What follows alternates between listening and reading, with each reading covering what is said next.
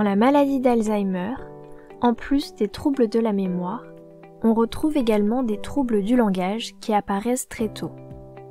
Plus précisément, les patients rencontrent des difficultés au niveau du discours. Mais le discours, qu'est-ce que c'est ? Le discours, c'est le langage qui nous sert à maintenir une conversation au quotidien. C'est pour cette raison que la littérature scientifique recommande vivement d'évaluer le discours des patients afin de pouvoir cerner leur capacité communicationnelle dans la vie de tous les jours. Néanmoins, le discours est un champ d'études vaste qui recouvre plusieurs domaines linguistiques. Et les orthophonistes disposent actuellement de peu d'outils pour évaluer le discours des patients, et ceux-ci sont en particulier limités lorsqu'il s'agit de constater l'évolution du discours dans le temps. Alors comment s'y prendre pour évaluer le discours du patient ?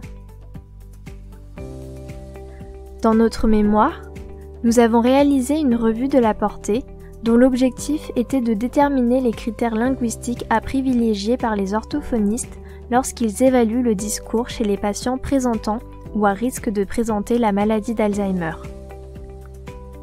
À partir des études retenues dans notre revue, nous avons répertorié 175 critères linguistiques différents. Pourtant, selon nos résultats, seulement 10 d'entre eux donnent des résultats significatifs et cohérents entre les études.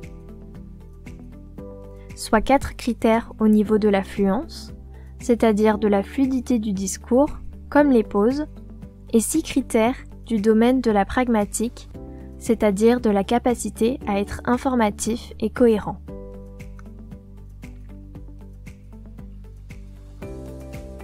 Nous avons également pu démontrer que la pertinence de ces critères varie selon le type de tâche employée et le stade de sévérité de la maladie. Par exemple, le nombre d'incohérences lors d'une conversation permettrait de différencier une personne atteinte de la maladie d'Alzheimer d'une personne sans trouble.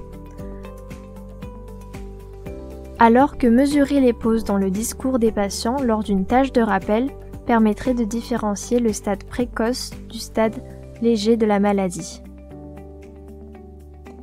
Nos résultats permettent de fournir des pistes d'application clinique pour les orthophonistes.